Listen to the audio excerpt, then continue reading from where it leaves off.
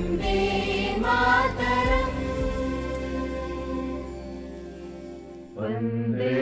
मातरम् वन्दे मातरम्। वंदे मातरम गीत ने भारत के स्वतंत्रता संग्राम के दौरान देश के जनमानस में राष्ट्रीय भावना जगाने और गुलामी की बेड़ियों को तोड़ने में बेहद महत्वपूर्ण भूमिका निभाई। ये गीत आजादी की लड़ाई में करोड़ों भारतीयों के लिए प्रेरणा का स्रोत था। इसी कारण इसे स्वतंत्र भारत के राष्ट्रीय प्रतीकों में शामिल करने का निर्णय लिया गया। ये वंदे मातरम की लोकप्रियता और सार्वभौमिकता का नतीजा ही था कि जब आजाद भारत में खुद का संविधान बनाने के लिए संविधान सभा का गठन हुआ, तब वंदे मातरम को राष्ट्रगीत के रूप में अपनाने पर संविधान सभा के सभी सदस्य एकमत थे और संविधान सभा के सभी सदस्यों ने सर्वसम्मति से इस प्रस्ताव को स्वीकार किया।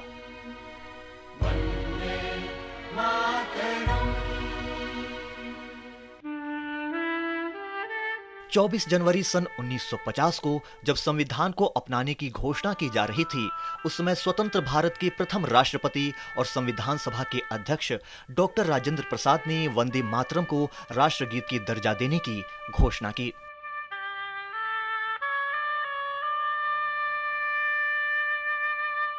चौबीस जनवरी सन 1950 को संविधान सभा में बोलते हुए डॉक्टर राजेंद्र प्रसाद ने कहा कि वंदे मातरम के गान का, जिसका भारतीय स्वतंत्रता के संग्राम में ऐतिहासिक महत्व रहा है, जनगण मन के समान ही सम्मान किया जाएगा और उसका पद उसके समान ही होगा और दोनों को समान दर्जा प्राप्त होगा। इसके बाद संविधान सभा के सदस्य लक्ष्मीकांत मैत्र ने अन्य सदस्यों के साथ संविधान सभा में वंदे मातरम गाया। इस दौरान संविधान सभा के सभी सदस्य खड़े रहे।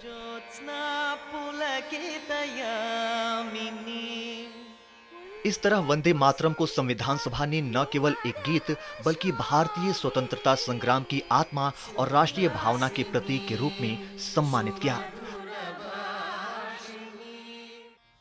आजादी के बाद से ही वंदे मातरम को आधिकारिक समारोहों, सार्वजनिक आयोजनों और शैक्षणिक संस्थानों में विशेष सम्मान के साथ स्थान दिया जाता रहा है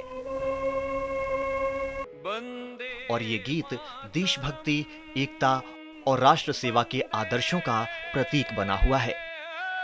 मातरम।